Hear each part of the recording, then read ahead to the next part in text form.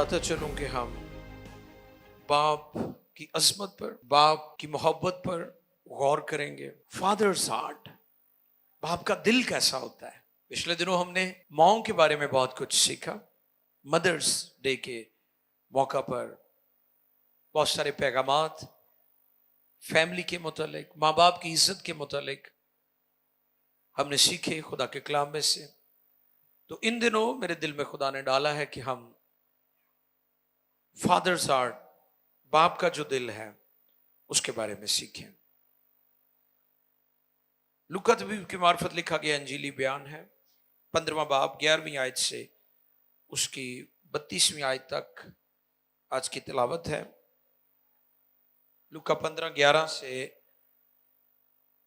32वीं आयत मुकद्दसा तक है। लेकिन मैं चाहूंगा कि आप लूका तबीब की मार्फत लिखा गया अंजीली बयान 15वें बाब की 11वीं आयत से 15वीं आयत तक पढ़ दें। वैसे जो पूरा पैसेज है 32वीं आयत तक है जी। खुदा के कलाम मुकद्दस में रकम है। फिर उसने कहा कि किसी शख्स के दो बेटे थे। किसी शख्स के दो बेटे थे। उनमें से छोटे ने बाप से कहा, ए बाप, माल का कुछ हिस्सा, माल का जो हिस्सा मुझको पहुंचता है, मुझे दे दे। उसने अपने माल मता उन्हें बांट दिया। और बहुत दिन ना गुजरे कि छोटा बेटा अपना सब कुछ जमा करके दूर दराज मुल्क को रवाना हुआ और वहां अपना माल बदचलनी में उड़ा दिया। और जब सब खर्च कर चुका तो उस मुल्क में सख्त काल पड़ा और वो मोहताज होने लगा। फिर उस मुल्क के एक बाशिंदा के जा पड़ा। उसने उसको अपने खेतों में सूअर चराने भेजा। Thank you. पाक कलाम के पढ़े, सुने, समझे और कबूल किए जाने पर खुदावंद की इलाही बरकत। सब कहें आमीन। अजीजों, ये जो लूका तबीब की मार्फत इंजीली बयान हमने तिलावत किया है, जब हम 15वें बाब को पूरा पढ़ते हैं तो वहां पर हमें जबरदस्त एक तरतीब नजर आती है तमसील की। यीशु मसीह की जो तालीमात थी, गुफ्तगू थी, जो वे ऑफ टीचिंग था, सिखाने का तरीका था, वो बहुत आसान था। यीशु मसीह तमसील में मिसालें दे देकर, एग्जाम्पल्स दे देकर लोगों को सिखाते थे ताकि लोग समझें। और आज भी पैगाम जितना आसान होगा, जितना मुख्तसर और सादा होगा, लोग उसे उतना ज्यादा पसंद भी करते हैं, उतनी जल्दी उसको अंडरस्टैंड भी करते हैं। ऐसे ही है। तो ये बहुत जरूरी है कि जो बाइबल मुकद्दस के पैगामात हैं वो सिंपल होने चाहिए। और गॉस्पल के बारे में मैं अक्सर कहता हूं, गॉस्पल, इंजील बहुत सिंपल है, बहुत सादा है। और जैसे ही आप आयात को पढ़ते हैं आपको अंडरस्टैंडिंग होना शुरू हो जाती है। आप कसीन खुदा खोल देता है और आप चीजों को बड़ी आसानी से समझ रहे होते हैं। उसमें बहुत पढ़े लिखे लोग भी और दरमियाने पढ़े लिखे लोग भी और थोड़े पढ़े या नहीं भी पढ़े लिखे, उनको भी बाइबल मुकद्दस की और इन बातों की बड़ी आसानी से समझ आती है। इस चैप्टर में 3 तमसील है। एक कि भेड़ खो गई है और जो चरवाहा है वो 99 को छोड़कर, यानी एक भी जरूरी है, एक रूह भी बहुत जरूरी है। इससे मुराद के खुदा सिंगल पर्सन की भी फिक्र करता है। एक शख्स किसी दूर दराज इलाके में रहता है और अगर उसने अंजील नहीं सुनी तो चर्च का, ईमानदारों की यह जिम्मेदारी है, रिस्पॉन्सिबिलिटी है कि वो खुशखबरी उस शख्स तक लेकर जाए। ये पहली तमसील है। और फिर दूसरी, एक औरत का क्या गुम जाता है? दिनार गुम जाता है। और वो क्या करती है? चिराग जलाकर उसे ढूंढती है। ये भी खोए हुओं की तलाश की बाबत है कि खुदा खोए हुओं को तलाश करता है। यीशु मसीह के बारे में लिखा है कलाम खुदा में, इब्ने आदम खोए हुओं को ढूंढने और निजात देने। ये यीशु का काम था। इस खिदमत के लिए खुदावंद यीशु ने चर्च को भी मुकर्रर किया है। और फिर तीसरी तमसील जो है वो मुशर्रफ बेटे की है, प्रोडिगल सन जो है। इसके बारे में अभी हमने चंद एक आयत पढ़ी है, लेकिन ये पूरा वाक्या 11वीं आयत से 32वीं आयत तक आपको मिल सकता है। और आज इस पैगाम में जो बात हम सीखने वाले हैं वो ये है कि बाप का जो दिल है, जो फादर्स हार्ट है, वो माफ करने वाला है, वो मोहब्बत करने वाला है, वो गले लगाने वाला दिल है। हालेलुया। पिछले दिनों मैंने आपकी खिदमत में ये बात पेश की थी कि बाप वो शख्स है जो अपने बेटे को अपने से ज्यादा कामयाब देखना चाहता है। हालेलुया। दुनिया में और बहुत सारे रिश्ते हैं, लेकिन वो रिश्ते बाप जैसे नहीं है। बाप के बारे में याद रखें कि बाप वो शख्स और वो रिश्ता और उस जात और हस्ती का नाम है जो आपको अपने से ज्यादा कामयाब देखना चाहता है। बाकी लोग शायद आपको किसी और तरह देखते हो, और भी लोग होंगे आपकी लाइफ में जो आपको कामयाब देखना चाहते हैं, लेकिन जिस तौर पर बाप के अंदर ये बोझ है, ये मोहब्बत है, ये तड़प है, ये पैशन है कि मेरा बेटा या मेरी बेटी या मेरे बच्चे खूब कामयाब हो, शायद कोई और इस तरह नहीं सोचता। इसलिए अपने फादर की, अपने बाप की इज्जत किया करें। मुशर्रफ के बारे में जैसा कि अभी हम देख रहे हैं, मुशर्रफ ये दो भाई थे, एक बड़ा और एक छोटा। ये छोटा था, इवें लगता भी छोटे जल्दी खराब हो जाते हैं। तुसीं वेखिया नहीं, मामा भी कहणगे निक्का जो है घर च सारे ये दिन लाड करते हैं, वो लाड कर करके ही उन्हें खराब कर देंगे ने। ये भी छोटा है, बड़े ने नहीं अपना हिस्सा भी मांगा। शिकवा जरूर उसने किया है कि मेरे लिए ए बाप तूने कभी ऐसी ज़ियाफ़तें और कुछ नहीं किया, हालांकि ये तो अपना हिस्सा ले चुका है। अपने हिस्से की मिरास लेकर ये जा चुका, इसने बर्बाद कर दिया। ये तो हेल्पफुल भी नहीं था, मददगार भी नहीं था। और फिर जैसा कि हमने सुना कलाम खुदा में से जो आयत तलावत की गई कि उस मुल्क में काल पड़ा, हालात खराब हो गए। अजीजों याद रखें, हालात सदा एक जैसे। मैं बार बार मसीही लोगों को अपने पैगामात में खबरदार करता रहता हूं, अपनी प्रॉस्पेरिटी को ज्यादा लोगों पर शो ना करें। एक और बहुत बड़ा मसला है हमारे लोगों को कि ये हर बात सोशल मीडिया पर डालते हैं। नवे कपड़े ने, नवी मोटरसाइकिल है, पता नहीं ये दूजियां नूं साड़ना चाहते ने शायद, या वहाना चाहते ने कि साढ़े कोल कुछ हैगा। रोटी खा रहे ओदी फोटो, घरों निकल रहे ओदी तस्वीर, घर वापस आंदे ओदी फोटो, ठीक है, बच्चों के रिजल्ट ने ओदी फोटो। आपको नहीं पता कि जो आपको फॉलो कर रहे हैं वो सारे आपके चाहने वाले नहीं है, आपका नुकसान करने वाले भी हो सकते हैं। सो ये खतरनाक हद तक चीजें चली गई हैं। आज सुबह मैं बयान कर रहा था, अपनी बेटियों की, अपनी फैमिलीज की पिक्चर्स सोशल मीडिया पर ना शेयर करें। आप क्यों अपना आप लोगों को दिखा रहे हैं? ये सीक्रेट है, ये फैमिली है। ये मशहूरी की तरफ क्या लोगों को लगा हुआ है? इज्जत की भूख और प्यास और तड़प लोगों की बर्बादी कर रही है। मुआशरे में, खानदानों में बिगाड़ आ रहा है।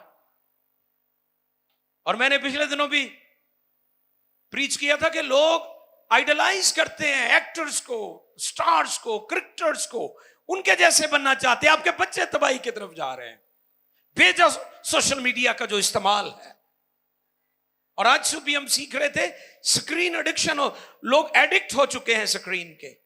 पहले आपस में गुफ्तगू करते थे, 4 घर दे मैंबर ने चारों मोबाइल लैके लैदा बैठे हुए ने ते कोई किसी नाल गल नहीं करन दिया, ते एक दूजे ने मोबाइल वहांदे नहीं, साइड ते कर लेंदे ने, ते जे उम्मीद है कोई मैसेज होए तो वेख के फौरन डिलीट कर देंगे, पता ना चले किसी को। अफसोसनाक हालत है हमारे लोगों की। और इसलिए लोग जब देखते हैं, लोग आपकी प्रॉस्पेरिटी से भी जलते हैं। इसलिए अपने आप को ज्यादा शो ना करें। हालात सदा क्या हुआ वहां पर, काल पड़ा, लोग भूखे मर रहे थे, और ये भी जो अपने बाप के घर से निकल गया है ये भी भूखा मरने लगा। और आप गौर करें कि वो जब बाप के घर में था तो ऐश करता था, क्योंकि बाप उसकी टेक केयर करता था, बाप उसकी फिक्र करता था। और जब बाप के घर से निकल गया तो फिर उसे काम क्या मिला जी? सूअर चराने का काम मिला है। और मैं आपको बताता चलूं कि यहूदी सूअर को दूर से देखकर नपाक नपाक नपाक कहते हैं, इंतहाई नफरत करते हैं वो। अब ये बच्चा, ये लड़का यहूदी है और काम कौन सा कर रहा है?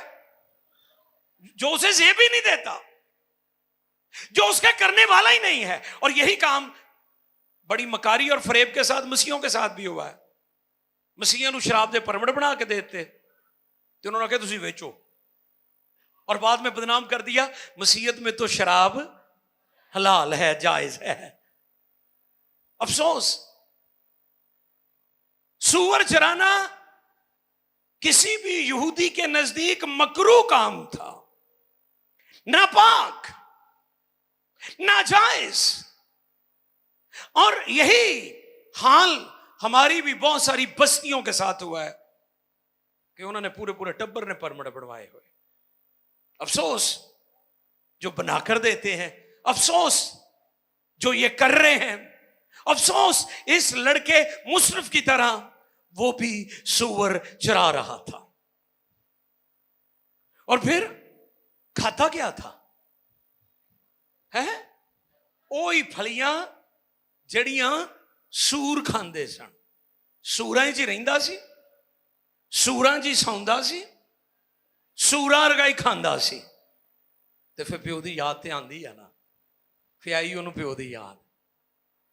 और उसे आरज़ू थी, और उसे आरज़ू थी कि जो फलियां सूअर खाते थे उन्हीं से अपना पेट भरे। मिजरेबल, इंतहाई खस्ता हालत, इंतहाई पस्ती की जिंदगी। बाप का घर छोड़कर, बाप की नाफरमानी करके, बाप या मां का दिल दुखाकर आप कभी प्रॉस्पर नहीं रह सकते। इस पर बहुत ज्यादा हमने गुफ्तगू की है, इस पर बहुत ज्यादा आपको टीचिंग दी गई है कि बेशुमार बच्चे, आज के बच्चे, खास तौर पर टेक्नोलॉजी वाले बच्चे, कंप्यूटर वाले बच्चे, पढ़े लिखे बच्चे, मां बाप को हमेशा हकारत की निगाह से देखते हैं। उनके सामने मैं मुशर्रफ की जिंदगी इबरत के तौर पर रखना चाहता हूं। अपने मां बाप की कदर करें। उन्हें फोन नहीं भी चलाने आता, उन्हें कंप्यूटर नहीं भी चलाने आता, फिर भी उनकी इज्जत करें, यह जरूरी है। 14वीं आयत। और जब सब खर्च कर चुका, हाँ, जब सब कुछ खर्च कर चुका। अच्छा, आपके दोस्त तब तक होते हैं जो तड़को जी बोल दो जरा, माल पानी होएगा। इसके बारे में मैंने सिखाया था, हमारे बेटों को भी, हमारी बेटियों को भी समझना होगा, हमारे लड़कों को भी, हमारी नौजवान लड़कियों को भी, कि जब तक आप खूबसूरत हैं, हुस्न है, लोग आपका पीछा करेंगे। जब तक आपके पास पैसा है, दौलत है, लोग आपके दोस्त होंगे, लोग आपके यार बेली बनेंगे, फ्रेंड्स होंगे आपके। जैसे ही पैसा खत्म हुआ, आपके दोस्त आपको मैसेज का जवाब भी, व्हाट्सएप बंद हो जाएगा आपका। जो फ्रेंड है ना आपका, वो ब्लॉक ही तानू कर देगा, कहणगे यार इन्हें मैनू अनफ्रेंड ही कर छड्या, इसलिए कि तुहाडे को पैसे मुक गए ने, या आपकी खूबसूरती चली गई है। ये धोखा है, और बहुत सारे लोग इस जाल में फंसे हुए हैं मुसरफ की तरह। और जब सब कुछ खर्च कर चुका, और जब सब खर्च कर चुका जी, तो उस मुल्क में सख्त काल पड़ा और वो मोहताज होने लगा, शुक्रिया, यहां पर खर्च कर चुका। मेरे सामने एक बात आ रही थी कि बहुत सारे लोग सेविंग नहीं करते। ये सीखने वाली बात है आप सबके लिए। मतलब खान साहब वाली तबीयत है, जेड़े पैसे आए खा ले, या अपनी इनकम तो ज्यादा एक्सपेंस कर ले। फिर क्या होगा? फिर आप बस्तियों में जाएंगे, तारीखियों में डूबेंगे, मकरूज हो जाएंगे। आप का जो इज्जत है, आपकी जो रिस्पेक्ट है, वो डाउन हो जाएगी, क्योंकि आप मकरूज हैं। यहां पर मुशर्रफ की जिंदगी के बारे में मैं जब गौर कर रहा था, मेरे सामने बात आ रही थी, जब सब कुछ खर्च, बहुत सारे लोग सब कुछ खर्च कर देते हैं, थोड़ा जिहा भी सेविंग नहीं करते।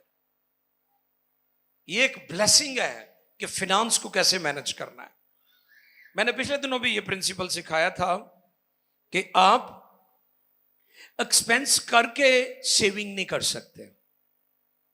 आप कहते हैं जी ये बिजली का बिल, गैस का बिल, ये पानी का बिल, ये बच्चों की फी, ये ग्रोसरी, ये कपड़े, ये जूतियां, ये बच्चों की चॉकलेट, ये फलां, ये पूरे काम करेंगे तो फिर बचत करेंगे।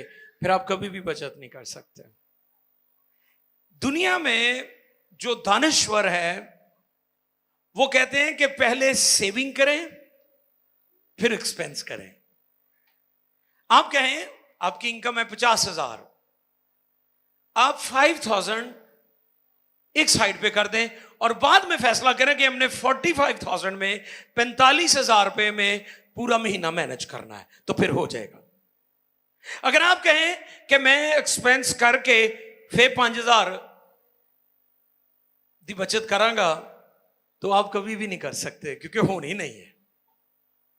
जब बाजार जाएंगे सारे लग जाने हैं। मुशर्रफ की जिंदगी से ये बात हम सीख सकते हैं, जब वो सब कुछ और खर्च, सब खर्च कर चुका, जब सब खर्च कर चुका, तो उस मुल्क में सख्त काल पड़ा और वो मोहताज होने लगा। तो फिर उसे 15वीं आयत में लिखा है, फिर उस मुल्क के एक बाशिंदा के यहाँ जा पड़ा, वह उस मुल्क के बाशिंदा के यहाँ जा पड़ा, उसने उसको अपने खेतों में सुअर चराने भेजा, और उसे आरज़ू थी कि जो फलियां सुअर खाते थे, उसी से अपना पेट भरे, मगर कोई उसे ना देता था, ये उसकी कंडीशन थी। और मैं गौर कर रहा था कि खुदा ने आपको मुशर्रफ की तरह जिंदगी बसर करने के लिए पैदा नहीं किया। हालेलुया। मुशर्रफ कैसी जिंदगी बसर कर रहा था, बताएं मुझे। अच्छी जिंदगी थी, जब आपके घर से निकल गया तो अच्छी जिंदगी बसर कर रहा था। इंतहाई बुरी हालत, कोई उसकी मदद करने के लिए तैयार नहीं है। इसी तरह वो लोग जो खुदा की हुजूरी से निकल जाते हैं, खुदा के साथ बेवफाई करते हैं, या अपने माँ बाप के साथ बेवफाई करके चले जाते हैं, उनकी हालत भी मुशर्रफ जैसी होती है। और खुदा नहीं चाहता कि आप मुशर्रफ जैसी जिंदगी गुजारें। लेकिन एक काम उसने अच्छा किया कि उसने फैसला किया कि मैं अपने बाप के घर में वापस जाऊंगा। हालेलुया। इसके बारे में जब कलाम खुदा पर गौर करते हैं तो लिखा है, उसे होश आया। उसे क्या आया? फिर उसने होश में आकर, हाँ, फिर उसने होश में आकर कहा मेरे बाप के बहुत से मजदूरों को, मेरे बाप के बहुत से मजदूरों को अफराद से रोटी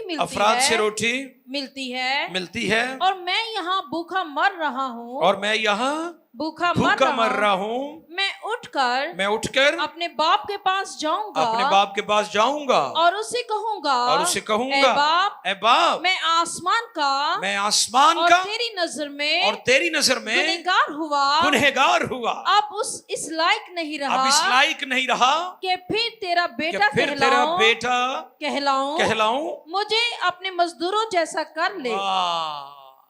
क्योंकि वो जानता था ना मैंने गलत किया है। क्या कहने लगा? मुझे अपने मजदूरों जैसा कर ले। ये तो वो सोच रहा है ना, ये तो आप सोचते हैं ना कि मैं खुदा से कहूंगा या अपने माँ बाप से कहूंगा कि मुझे अपने मजदूरों जैसा कर ले। लेकिन जो बाप का दिल है, जो आज का हमारा टॉपिक है, वो क्या है? देखिए जरा 20वीं आयत पढ़ें। 20वीं आयत को हम पढ़ेंगे जी। बस वो उठकर अपने बाप के पास चला। हाँ, अब फाइनल चीज जो हम देख रहे हैं, मुशरफ अपने बाप की तरफ जाता है और फिर क्या होता है? वो भी दूर ही था, वो अभी दूर ही था कि उसे देखकर उसके बाप को तरस आया और दौड़कर उसको गले लगा लिया और चूमा। शुक्रिया जी। इससे मुराद कि मुशरफ का बाप उसकी राहें तकता रहता था। मुशरफ का बाप उसकी राहें, इसलिए तो उसने उसे दूर से देख लिया। एक मौजू था कुचला हुआ सरकंडा, इस पर मैंने मुनादी की थी और उसमें ये यहूदी रस्म का मैंने जिक्र किया था कि यहूदियों में एक रस्म है गजारा, और ये रस्म जो है, अगर कोई बेटा या बेटी नाफरमानी करके, बगावत करके, सरकशी करके, माँ बाप को दुख देकर या अपना हिस्सा लेकर चला जाए, तो यहूदी मुआशरे में उन्हें वापस आने नहीं देते थे। अगर वो आता था तो इलाके के बुजुर्ग मिलकर कच्चे मिट्टी के बर्तन होते थे और वो ऊपर से नीचे फेंकते थे, और अगर वो टूट जाते कि इससे पेशतर वो वापस आता तो उसे हमेशा हमेशा के लिए सोसाइटी से, मुआशरे से, खानदान से वो कट जाता था, अलग हो जाता था। अब आपको पता है मुशरफ का बाप दौड़ा है। और ये भी एक बात इंटरेस्टिंग है कि यहूदियों में जो बुजुर्ग हैं वो दौड़ते नहीं है।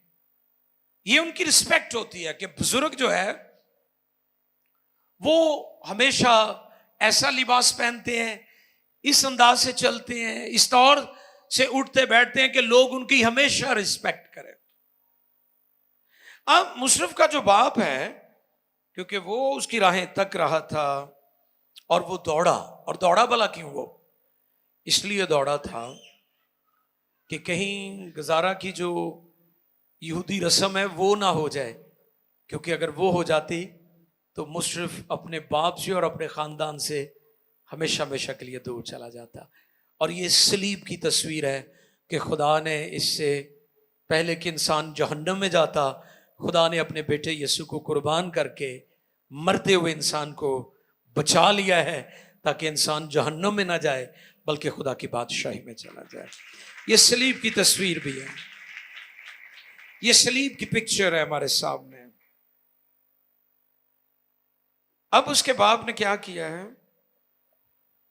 उसको दूर से उसे देखकर उसके बाप को तरस आया और दौड़कर उसको गले लगा लिया और चूमा। वाह, एक ही करके गया सी मुशरफ। हाँ जी, दुख देकर गया था ना, हिस्सा लेकर भी चला गया, हिस्सा ले लिया था ना उसने, तो अब तो इस लायक नहीं था कि उसके साथ ये सलूक किया जाता। लेकिन बाप का दिल मुआफ करने वाला दिल है। कौन सा दिल है? मोहब्बत करने वाला। खुदा ने दुनिया से ऐसी मोहब्बत की कि उसने अपना इकलौता बेटा बख्श दिया ताकि जो कोई उस पर ईमान लाए हलाक ना हो बल्कि हमेशा की जिंदगी पाए। जमीनी बाप आसमानी बाप का तर्जुमान भी है। जमीनी बाप आसमानी बाप को रिप्रेजेंट करता है, उसकी तर्जुमानी करता है। इसलिए जो जिस्मानी बाप हैं, जो जमीनी बाप हैं, उन्हें याद रखना है कि अगर आप मोहब्बत करते हैं, अगर आप माफ करते हैं, अगर आप अपने बच्चों को गले से लगाते हैं, उनकी गलतियों को, उनकी कुताहियों को, उनकी बेवकूफियों को, उनकी नादानियों को नजरअंदाज करके उनको फिर से गले लगाते हैं, तो दर हकीकत आप आसमानी बाप की तर्जुमानी कर रहे हैं। क्योंकि इसी तरह हमारा जो आसमानी बाप है वो हमें गले लगाता है। 21वीं आयत में जब आप देखें तो वहां पर वो क्या कहता है? बेटे ने उससे कहा, हाँ, बेटा अभी भी उसी जगह पर खड़ा क्योंकि वो पशेमान है। हाँ जी, बेटे ने क्या कहा? बेटे ने उससे कहा, ऐ बाप, मैं आसमान का और तेरी नजर में गुनहगार हुआ, अब इस लायक नहीं रहा कि फिर तेरा बेटा कहलाऊं। बाप ने अपने नौकरों से कहा, अच्छे से अच्छा लिबास। वाह, ये बाप का दिल है। हालांकि वो अपना हिस्सा ले चुका है। बाप ने क्या कहा? बाप ने अपने नौकरों से कहा, अच्छे से अच्छा लिबास जल्द निकाल कर उसे पहनाओ और उसके हाथ में अंगूठी और पाँव में जूती पहनाओ। अंगूठी किस बात की अलामत है? रिश्ते की, कि हमारा खुदा के साथ रिश्ता, अथॉरिटी, इख्तियार, रिलेशनशिप को पेश करती है अंगूठी। उसे अंगूठी पहनाई गई। और मैं अक्सर कहता हूं, समटाइम्स हमारी नाराजगियां हो जाती हैं आपस में, बहन भाइयों के दरमियान, खानदानों के दरमियान, फैमिलीज के दरमियान, और मैं स्टेटमेंट अक्सर देता हूं कि रफाकतें टूटती हैं, रिश्ते नहीं टूटते। फिर सुने, रफाकतें टूटती हैं जी, रिश्ते नहीं टूटे। मुशर्रफ का अपने बाप से कुछ वक्त के लिए राबता मुनक़ता हुआ था, कुछ वक्त के लिए रफाकत टूटी थी, रिश्ता नहीं टूटा था। इसी तरह इंसान ने गुनाह किया, खुदा बाप की नाफरमानी की, बाग़ अदन में हुक्म अदूली हुई, इंसान खुदा की हुजूरी से निकाल दिया गया। खुदा के साथ हमारी रफाकत टूटी थी, रिश्ता नहीं टूटा था। यीशु मसीह ने आकर उस रफाकत को फिर से बहाल कर दिया। आमीन। अंगूठी, जैसा कि हम सीख रहे हैं, रिश्ता, रिलेशनशिप, ताल्लुक, अथॉरिटी। और जूती किस चीज की?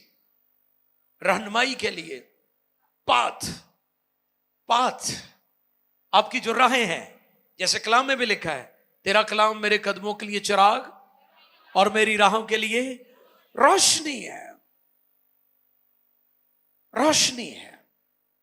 बाप हमेशा हमारी रहनुमाई करता है, बाप रहनुमाई करता है। और फिर इसके साथ साथ खुदा हमें मौका भी देता है। मुशर्रफ के बाप ने उसे मौका दिया है कि वो अपनी गलतियों को ठीक करे, वो अपनी नादानी और बेवकूफियों को ठीक करे। आज इस चीज की जरूरत है कि हम गौर करें कि क्या हम बाप की मोहब्बत को अंडरस्टैंड कर रहे हैं। कितने लोग हैं आज, कितने बच्चे हैं आज, कितनी बेटियां हैं, कितने बेटे हैं। हैरानी की बात है कि मां बाप उन पर इतना इन्वेस्ट करते हैं, बेचारे बूढ़े हो जाते हैं, बेचारे कमजोर हो जाते हैं, बीमार हो जाते हैं, मौसम और हालात की परवाह नहीं करते। ये गर्मी जो आजकल है, आप मजदूरों पर गौर करें, जो धूप में, इवन जो हमारे बहन भाई, हमारे अजीज सऊदीया में, दुबई में गल्फ कंट्रीज में गए हुए, आपको पता है वो कितनी मुशक्कत करते हैं वहां पर। और इतने जड़े उन्होंने फैमिली मेंबर्स ने वो वैसे ही बड़े तिड़े फिरदे ने कि मेरा अब्बा दुबई गया होया है, ਤੁਹਾਨੂੰ ਕੀ ਪਤਾ ਵਿਚਾਰਾ ਉੱਥੇ ਕਿਸ ਤਰ੍ਹਾਂ ਪੈਸੇ ਕਮਾਉਂਦਾ ਹੈ ਤੇ ਤੁਸੀਂ ਇੱਥੇ एसी ਦੀਆਂ ਠੰਡੀਆਂ ਹਵਾਵਾਂ 'ਚ मौजा करन दे हो। ठीक है, ये सारी बरकत, ये सारी ब्लेसिंग्स, इनके लिए हम खुदा का शुक्र करते हैं, लेकिन इस बात को हमें याद रखने की जरूरत है, इस बात को हमें याद रखने की जरूरत है कि हमारा बाप हमारी फिक्र करता है, हमारा ख्याल रखता है, हमारी जरूरतों को पूरा करता है। इसलिए अपने माँ बाप की इज्जत करे, उनसे कभी बेवफाई ना करे, उनका कभी दिल ना दुखाए। आमीन। आए झुके और बाप की मोहब्बत और बाप का जो दिल है उसके बारे में गौर करें कि वो किस कदर शफीक और मेहरबान है। सब सर झुक जाए, हम दुआ करेंगे। खुदाई कदूस तेरा शुक्र हो आज के पैगाम के लिए। ये पैगाम बहुतों के लिए बरकत का, शिफा का, निजात का, तसल्ली का, बहाली का, मुशरफ की तरह वो बच्चे जो नाफरमान हैं, जो माँ बाप से दूर चले गए, जो माँ बाप का दिल दुखाया और अपनी गलत राहों का इंतखाब किया, गलत फैसले किए, ऐ खुदा उनके दिल बदल दे ताकि अपने माँ बाप की इज्जत करे। खासतौर पर फादर जो फैमिली के लिए बहुत ज्यादा दुख उठाता है, बहुत ज्यादा स्ट्रगल करता है, ऐ खुदा तू बच्चों के जहनों को खोल। अभी मैं दुआ भी करना चाहूंगा, वो बहन भाई जो यहां बैठे हैं और जो लाइव देख रहे हैं और वो दुआ करवाने के लिए आए हैं और वो दुआ करवाना चाहते हैं और वो बीमार हैं और वो परेशान है और वो मुश्किल में है और वो प्रॉब्लम में है, हम आपके लिए दुआ करेंगे और खुदा पाक रूह आपको आजाद करेगा। ओ हर रासे बेखो इंदरे से ब्राका दाला रसे ओ ले रे से के दे ले रे से बेरे के दे ले। हम दुआ कर रहे हैं यीशु के नाम में बीमारियों को झिड़कते हैं, यीशु के नाम में, यीशु के नाम में बीमार शिफा पाए, यीशु के नाम में बदरुओं से लोग आजाद हो, शैतान के जकड़े आजाद हो, इब्लीस के जकड़े आजाद हो, बुरी तस्वीरों छोड़ो, कमजोरियां छोड़ो, यीशु के नाम में छोड़ो इन बदनों को। फिलफोड़, बरकत, शिफा और बहाली आए आपके बदनों में से। हर तरह की तकलीफ, हर तरह की दर्द, हर तरह की रसौली यीशु के नाम में जाती रहे। ब्लड प्रेशर, शुगर नॉर्मल हो जाए यीशु के नाम में, शिफा पाओ यीशु के नाम में, बरकत पाओ यीशु के नाम में। खुदा हम तो अपना हाथ बढ़ा और कसरत की बरकत दे और अपने लोगों के साथ मदद कर, रहनुमाई कर यीशु के पाक नाम में।